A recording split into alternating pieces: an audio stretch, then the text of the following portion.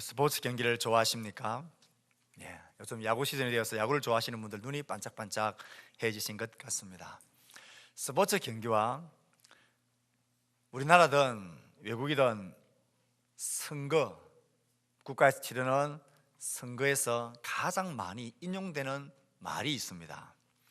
스포츠 경기와 선거에서 가장 많이 인용되어지고 회자되어지는 말, 듣게 되는 말들이 있습니다. 그 말 중에 한 가지가 끝날 때까지 끝난 게 아니다 라는 용어가 있습니다. 끝까지 가봐야 된다는 것입니다.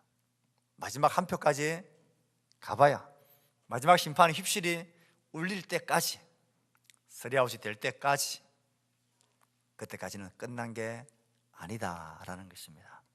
매사에 포기하거나 좌절하지 말아야 된다, 포기하지 않는 정신을 강조할 때에 이 용어들이 많이 쓰이게 되어집니다. 스포츠나 선거에서만 이 말이 적용되어지는 것은 아닐 듯합니다. 우리 인생이 그렇고 특별히 하나님 나라를 꿈꾸며 신앙생활을 하고 있는 우리의 신앙의 걸음에도 이 말은 우리의 가슴 깊이 새겨야 할 말인 듯합니다. 우리 같이 한번 따라해 볼까요? 끝날 때까지는 끝난 게 아니다. 지금 약간 잠이 찾아오시는 분들이 계신 것 같아서 우리 좌우에 있는 분들과 한 번 더 인사합시다. 끝날 때까지는 끝난 게 아니다. 끝날 때까지는 끝난 게 아닙니다. 우리가 신앙생활 하다 보면, 믿음 생활 하다 보면 이게 뭐야 하는 생각이 들 때가 있습니다. 그래서 우리 자녀들을 신앙으로 예배하는 자녀들로 말씀 읽게 하고 기도하게 하고 학원은 보내지 않더라도 수련회는 꼭꼭 보내는, 나름 그렇게 애를 쓰고 힘을 썼는데 결과는 기대와는 다를 때에 이게 뭐야 생각됩니다. 좀 더 열심히 믿음 생활을 한번 제대로 해보겠다고 결심하는데 원하지 않았던 일들이 펑펑 터집니다. 갑자기 몸이 아프고요, 직장에서 어려움이 생기고요, 가정에 이런저런 일들이 생기기도 합니다. 그러면 이게 뭐야? 열심히 교회 안에서 믿음 생활하고 신앙생활 해왔던 내가 10년 후에 믿음 생활하지 않는 친구를 우연히 만났는데 삶의 격차가 너무 많이 벌어져 있습니다. 그때 이게 뭐야? 이게 믿음의 끝이야? 내가 이 영광 보려고 지금까지 내가 믿음 생활하고 하나님을 믿는 하나님 나라 백성으로 산다고 내가 애를 써왔던가? 그래도 나름 교회에서 나는 최선을 다해서 눈에 띄지 않는 일에 음지에서 열심히 일하고 섬겼는데 교회 직분자를 세우고 여러 가지 영광스러운 일들을 맞이할 때에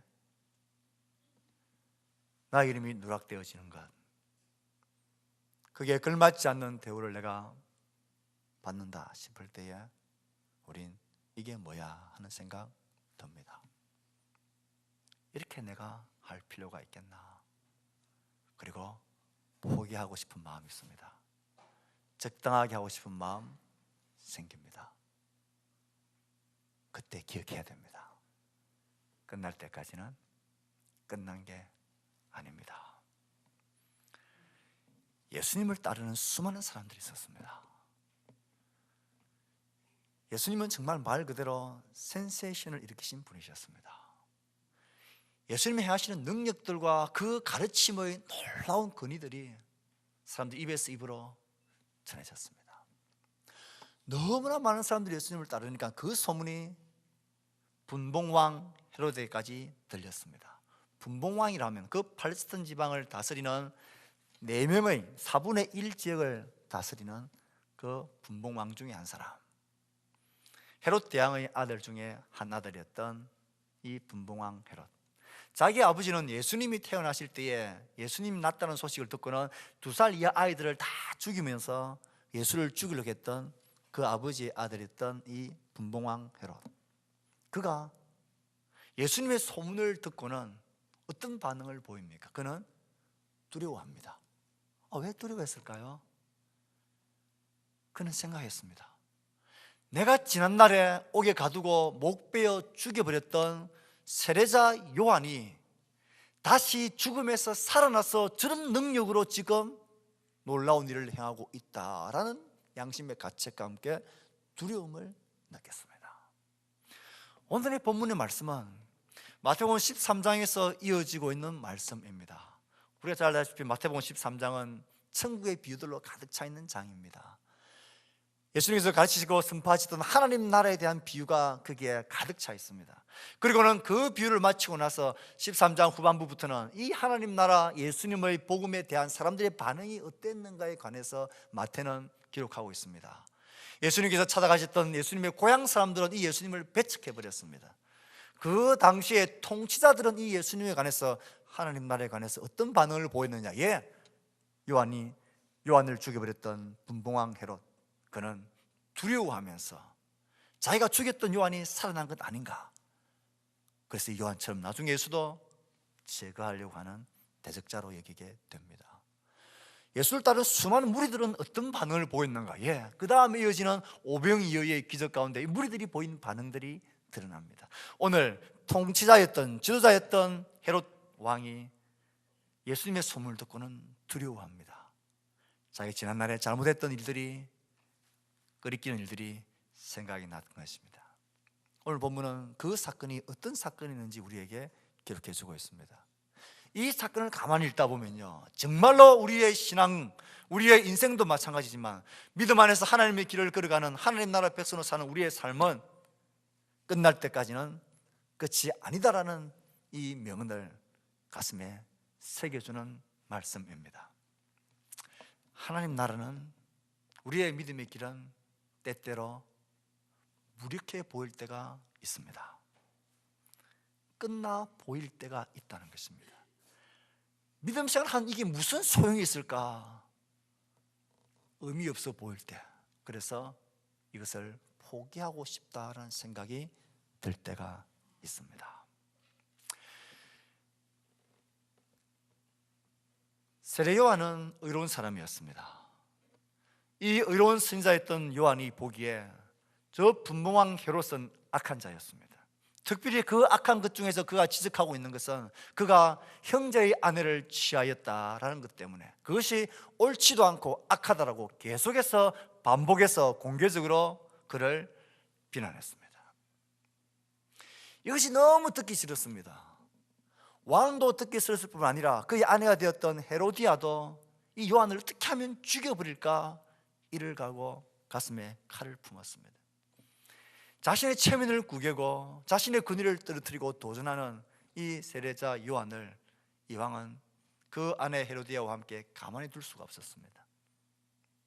그래서 그 외치는 자의 입을 닫게 만듭니다. 그를 체포해서 결박해서 옥에 가두어 버립니다. 요한이 지적하고 있는 자신의 죄에 대해서 더 이상 듣기 싫고 거기에 대해서 고민하고 싶지 않아서 그를 결박하여 옥에 가두어 버립니다. 사실은 옥에 가두는 것이 아니라 사실은 죽여버리고 싶었습니다.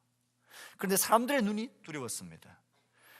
이 왕 자신조차도 한쪽으로는 요한이 믿고 그 소리가 듣기 싫어서 죽여버리고 싶은데, 한쪽으로는 자기가 보니까 많은 사람들이 따르고 그는 선지자라, 그의 말이 다 옳아, 그러니 죽이지도 못하고 살리지도 못하는 어정쩡한 가운데 그가 있었어요. 이 아내가 된 헤로디아는 어떻게 해서든 이 요한을 죽여버리고 싶었습니다. 그래서 그를 결박해서 옥에 가두어 버렸습니다. 이 현실을 보십시오. 어둠이 빛을 가두어 버린 것입니다. 그를 향하여 하나님의 말씀과 옳은 의를 전하는 그 요한이 결박당한 채 옥에 갇혀져 버렸습니다. 광야에 외치는 자의 소리가 멈춰져 버린 것입니다. 그 소리를 듣고 회개하고 돌아서는 반응보다는 그의 힘으로 그를 결박하여 옥에 가두어 버렸고 꼼짝 달싹하지 못하도록 그를 입막아 버린 것입니다. 요한은 보통 사람이 아니었습니다. 메시아의 길을 준비하는, 엘리야의 사역을 감당하는, 메시아의 길을 준비하는 위대한 선지자였습니다. 예수님께서도 그 요한을 보면서 여자가 낳은 자 중에서 가장 큰 자라고 예수님은 그를 칭찬하셨습니다. 인정하셨습니다. 예수님의 길을 준비하고 예수님에게 세례를 주었던 사람, 많은 사람들을 아버지의 마음으로 돌아오게 만들었던 사람, 그 위대한 외치는 자의 소리가 왕의 권력과 힘 앞에, 현실적인 힘 앞에 매여버렸고 갇혀버렸고 죽을 위기에 처해져 버렸습니다. 이쯤 되면 이제 요한도 끝났다라는 생각할 수 있습니다. 이와 비슷한 삶의 모습들이 믿음 생활하는 우리 가운데도 있게 됩니다. 어렵고 힘들더라도 하나님 나라의 소망을 가지고 헌신의 순전한 마음을 가지고 믿음의 길을 걸어가고 있는 우리들, 이제 이 믿음의 길을 걷다 보면 이제 우리에게도 이 믿음의 영광과 역전이 되어지는 날들을 기다리며 인내하며 섬기며 걸어옵니다. 그런데 그 영광의 날은 보이질 않습니다. 나 자신을 낮추고 나를 부인하고 낮아지니까 사람들이 정말 나를 그런 존재로 알고 함부로 대하고 밟아버리고 무시하고 그렇게 나에게 바른 대접을 해오질 않습니다. 이게 뭐야? 내가 이런 대접 받으려고 지금 이 믿음의 길을 이렇게 내가 섬겨왔단 말인가? 이제 나 그만할래. 그런 마음 생깁니다. 헤롯은 왕의 권력으로 요한을 사로잡아 감옥에 가둬버렸지만 이 진리의 소리가 왕의 권력 앞에 무력해 보이는 현실이지만 오늘 우리의 믿음의 길을 무력하게 만들고 조롱하는 힘은 무엇입니까? 다름 아니라 돈의 힘입니다. 돈의 힘입니다. 돈의 현실 앞에서 믿음 생활하고 주를 구하고 찾는 이것이 하찮게 보이고 조롱거리가 되고 비웃음거리가 되는 그런 현실 속에 우리는 살아가고 있습니다. 저와 함께 운동을 하시는 한 분이 있습니다. 이분은 가진 게 돈밖에 없는 분입니다. 그리고 먹는 것이란 밥보다도 술을 더 많이 드시는 분입니다. 더 많은 시간을 술집에서 보내는 사람입니다. 술집에 없으면 노래방에 가 있습니다. 이제 맨정신일 때 가끔 같이 운동을 하면 제가 이제 저는 목사이니까 복음을 전하죠. 그 이야기를 하죠. 그렇게 살면 안 된다고. 그건 진짜 삶이 아니라고. 그러지 마시라고. 믿음 생활하시라고.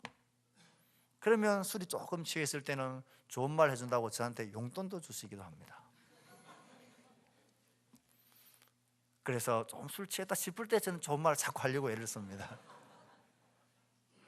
그런데 그분이 맨정신일 때에 이렇게 이야기합니다.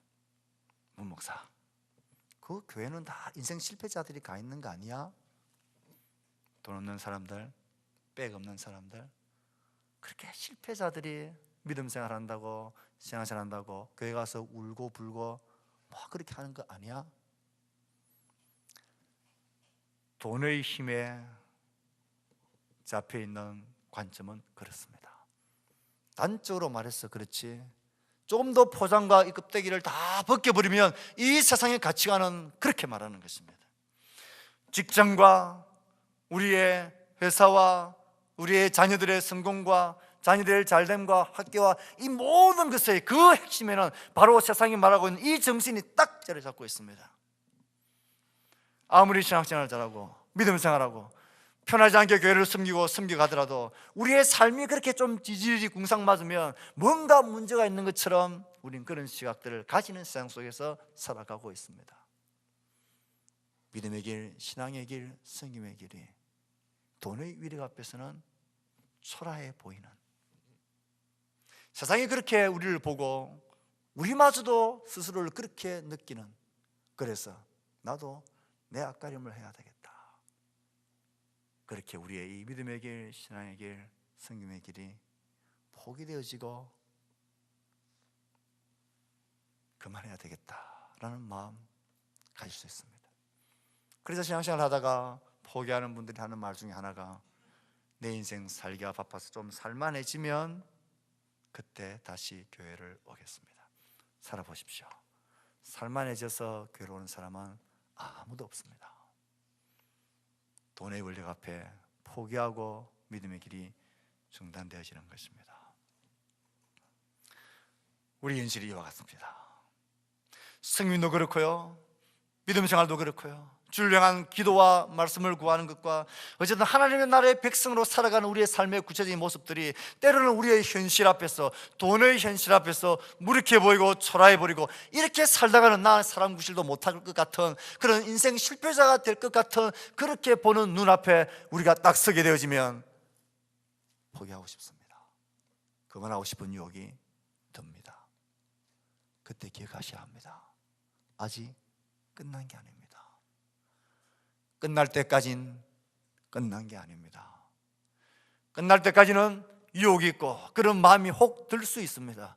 마치 요한이 그 왕의 권력 앞에서 꼼짝하지 못하고 저 한번 해보지 못하고 결박되어서 옥에 갇혀서 아무 소리 하지 못하고 이제 그의 소리가 닫혀져 버리고 아무도 그의 소리를 듣고 회개하고 돌이키고 세상이 변하지 않는 무력하다는 생각이 들 때에 이렇게 살아서 무슨 의미가 있고 정말 내가 바르게 가고 있는 건가, 이 바쁜 시간에 더 많은 기회가 있고 더 많은 수입을 올릴 수 있는 이 길을 내가 꼭 그렇게 믿음 때문에 포기해야 되고 걷지 말아야 되는가라는 생각이 들 때에 기억하십시오. 아직 끝난 것이 아닙니다. 끝날 때까지 끝난 게 아니기 때문에 포기하지 말아야 합니다. 문제는 이 정도면 그래도 믿음 안에서 견뎌내려고 몸부림을 칠 수 있습니다. 언젠가는 하나님께서 역전시키실 날이 올 거야. 그래, 인내하며 기다리며 그의 영광의 날을 기다리며 우리는 참고 수고합니다. 눈물 흘리는 자가, 눈물 흘리며 씨를 뿌리는 자는 반드시 기쁨으로 그 단을 거둔다 하셨으니 언젠가는 이 기쁨의 단을 내가 거둘 거다, 이 소망을 가지고 우리는 견뎌내며 낮아지며 섬기며 하나님 나라의 백성으로 살아가는 것을 포기하지 않고 인내하며 살아갑니다. 그러기 위해서 우리 성도들이 얼마나 많이 애를 쓰고 자신을 부인하고 죽이며 그렇게 주를 따라가기 위해서 애를 쓰는지 모릅니다. 문제는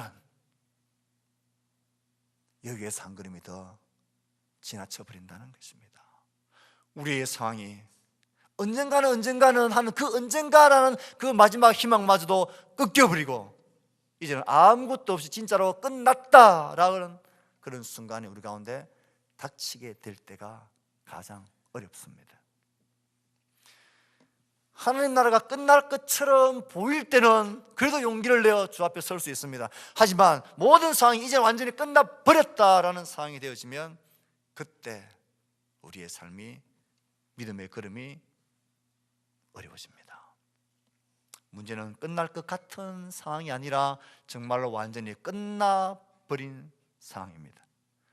요한의 모습을 빗대어서 이야기한다면 이런 것입니다. 그래도 결박되어서 옥에 갇혔을 때는 거기에서 나오게 될 가능성들, 다시 나와서 그의 말에 대해서 사람들이 반응을 하고 회개하고 돌이키고 왕마저도 그 진리의 말 앞에 자신을 뉘우치며 돌이킬 기회는 여전히 남아 있습니다. 모든 제자들도 그를 따르는 사람들도 언젠가는 그 요한이, 의로운 요한이 석방되어져서 그의 일을 계속해 갈 수 있을 거다. 그리고 이 나라와 이 세상은 믿음 안에서 의롭게 변화되어질 것이라는 이 소망 가지고 견뎌낼 수 있습니다. 우리도 이 믿음의 길 안에서 오늘의 수고와 눈물이 언젠가는 아름다운 영광으로 열매로 변하게 될 것이라는 이 소망 가운데 우리는 견뎌낼 수 있습니다. 그런데 이게 웬일입니까? 그의 생일날 만찬이 벌어집니다. 아마 헤로디아는 전략적으로 이 날을 기다린 것 같습니다. 그의 딸이 춤을 추게 하고 그의 여흥과 그의 탐식과 이 모든 음란한 그런 시간들을 통하여서 헛된 맹세들, 자기 자랑하는 맹세를 부추기게 하였고 많은 사람들 앞에서 네가 무엇을 원하는지 내가 다 해주겠다라는 맹세를 남발하게 되어지고 그 길을 놓치지 않고 이 악한 여인은 그 자리에서 요한의 목을 이 자리에서 소반에 담아 나에게 줄 것을 요구하게 됩니다. 더 충격적인 것은 요한이 아무 저항 없이, 아니 아무런 다른 기록 없이 그냥 목이 배임을 당하고 그 자리에서 그 요한의 목이 이 악한 사람들의 손에 넘겨지게 되어버린다는 것입니다. 요한이 죽임당해 버렸습니다. 사악한 자들의 영의 일부로 힘없이 그가 죽임을 당해 버렸습니다.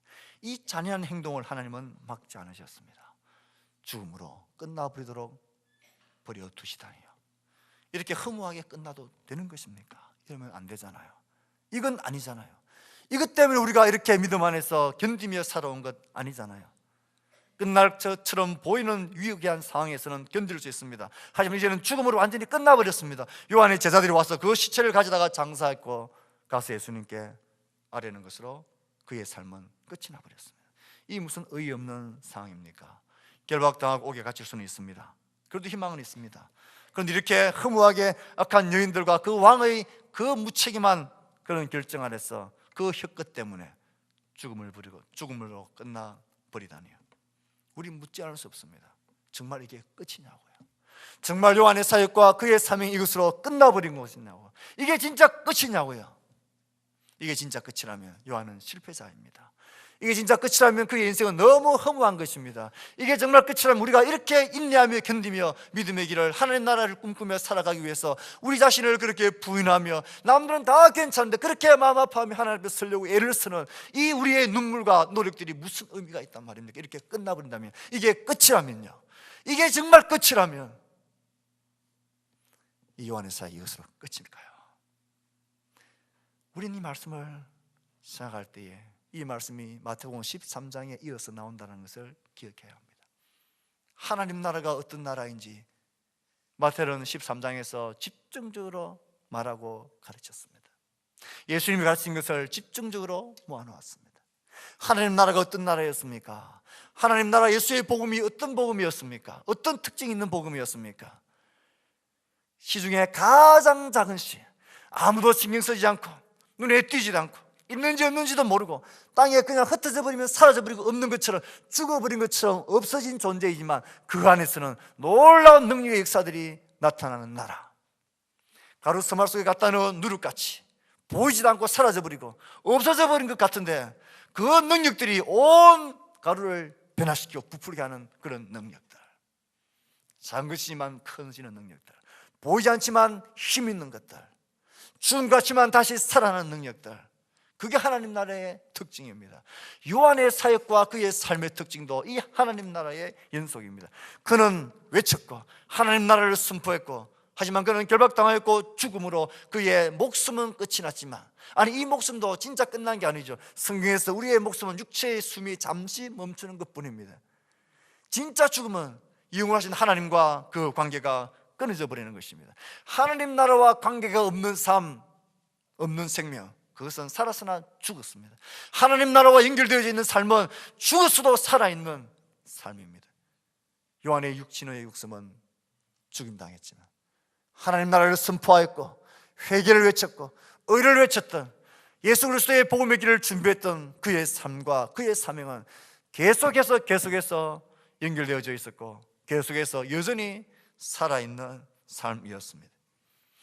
요한의 죽임당함은 하나님께서 끊어지는 것이 아니라 하나님에게로 더욱더 연결되어지는 죽음이었습니다. 그의 사명과 죽음은 오히려 그의 사명을 하나님 나라와 굳건하게 연결시켜 주어지는 그런 끈이었습니다. 이런 하나님 나라의 관점에서 볼 때에 죽임당한 요한은 참으로 산자이고, 오히려 살아서 자기의 오만함과 비열한 힘으로 요한을 죽인 그들이 사실은 진짜 죽은 자들입니다. 이것이 요한의 죽음 앞에서도 하나님 나라가 여전히 끝이 아니다라는 것을 말하는 이유입니다. 성도의 삶과 죽음은 하나님 나라와 연결되어 있는 한 끝이 아닙니다. 끝일 수 없습니다. 하나님 나라와 연결된 삶이라면, 그 삶을 살아내는 사명의 크고 작은 우리의 현장이라면, 이 우리의 사명은 죽음을 넘어서 하나님과 연결되어 있습니다. 성도들에게 죽음은 끝이 아니라 영원의 시작일 뿐인 것처럼 우리에게는 끝이 없습니다. 복음의 능력이 이어같이 위대합니다. 우리의 삶은 예수 그리스도 안에서, 그 하나님 나라 안에서 절대로 끝이 없습니다. 세상은 끝이라고 말하고 완전히 끝났다고 말하지만 아니요, 아직 끝난 게 아닙니다. 끝날 때까지 끝난 게 아닌 것입니다. 낮아지고 자기를 부인하고 숨기다 보니 사람들이 나를 정말 그렇게 함부로 대하고 그렇게 나를 몰라주고 무시합니까? 언젠가는 새롭게 나의 진짜 가치가 드러날 거라 기대하고 주를 섬겨나가는데, 그렇게 섬기다 참다 내 삶이 닳다가 그냥 내 삶의 목숨이 끝났다. 그것은 실패인가요? 천만의 말씀. 그리스도 안에 있는 우리들, 하나님 나라를 살아가는 우리들에겐 아직 끝이 아닌 것입니다. 이 땅에서의 삶이 진짜 끝이라면 우린 억울한 자입니다. 우린 가장 불쌍한 자일 것입니다. 하지만 하나님 나라는 이 땅을 넘어서 영원히 지속되어지는, 지금도 우리 가운데 살아계신 하나님의 나라가 우리 가운데서 역사하고 있는 그런 나라입니다. 그러니 사랑하는 성도 여러분, 우리의 삶 가운데 하나님 나라를 꿈꾸며 섬기는 모든 수고와 섬김 가운데서 언젠가는 나의 영광과 나의 진짜 모습이 드러나게 될 거다라고 우리는 기대하고 참지만, 그 언젠가가 이 땅에서의 삶에서의 끝이라고 생각하지는 말아야 합니다. 우린 아직 끝난 게 아닙니다. 이 땅에서의 삶이 다 하더라도 아직 끝난 게 아닙니다. 그러니 아직 끝이 아닌 것입니다. 왜 이렇게 강조하면서 이 강조를 드릴 수 있습니까? 마태는 의도적으로 요한의 삶과 사역과 죽음이 예수님의 삶과 사역과 죽음과 비슷한 모습으로 묘사하고 그렇게 연결시키고 있습니다. 요한의 사역은 예수님을 통해 그 바통이 이어졌다 말하는 이유가 있습니다. 마태는 요한과 예수님과의 긴밀한 관계를 우리에게 강조하고 있습니다. 요한의 길, 그 뒤에 계신 예수님의 길이 여러모로 연결되어져 있습니다.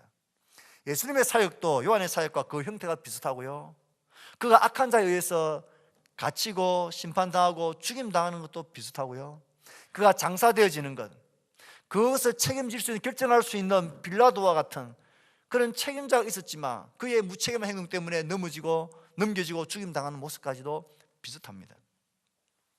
맹목적인 복수심을 제어할 권력을 쥐고 있는 그들이었지만 그들의 우유부단함과 두려움, 이 헤롯과 빌라도의 모습이 비슷합니다.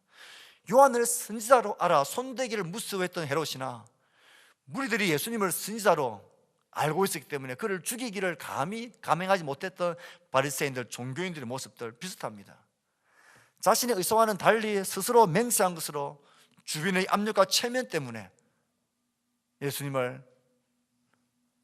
요한을 죽음 가운데 넘겨준 헤롯이나 십자가 예수를 못 박으라고 소리치는 무리들의 소리 때문에 무서워서 그 예수를 십자가에 넘겨주는 빌라도나, 그 넘겨지는 모습이 비슷합니다. 무력하게 죽임당하는 모습이 비슷합니다. 불명예스러운 처형 방법이 또한 비슷합니다. 십자가에 못 박혀 죽임당하는 것이나 목베임을 죽임당하는 것이나 유대인들에게는 처참하고 비참한 모욕적인 죽음입니다. 제 아들이 시체를 가져다가 장사한 것, 아리마대 사람 요셉이 예수의 죽음을 장사하는 것 비슷합니다. 요한의 길을 예수님의 길과 흡사한 모습으로 표현하고 있는 것입니다. 요한의 죽음이 그것으로 끝난 게 아니라 예수님의 사역으로 연결되어지고, 그 요한을 그렇게 죽였던 그 권세자들이 이제 예수님도 그렇게 죽이게 될 것이라는 것을 마태는 내다보면서 이 사건을 기록하고 있는 것입니다. 이들은 요한을 죽였습니다.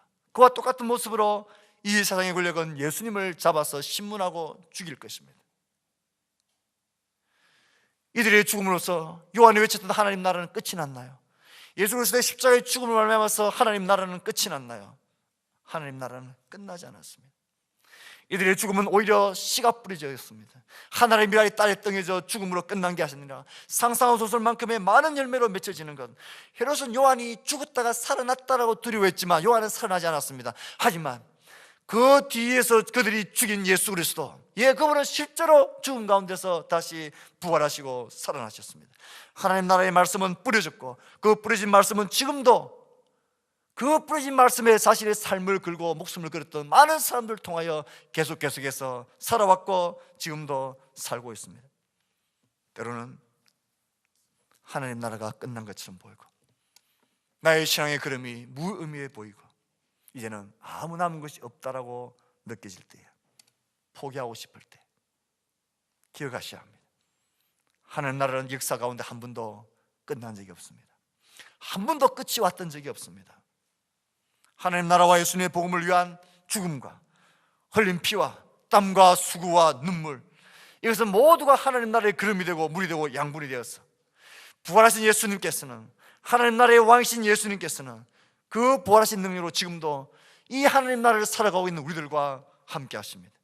그분은 우리 가운데 살아계셔서 그의 나라를 지금도 일으키시고 지금도 진행해 나가시고 지금도 그의 백성들을 모으시고 있습니다.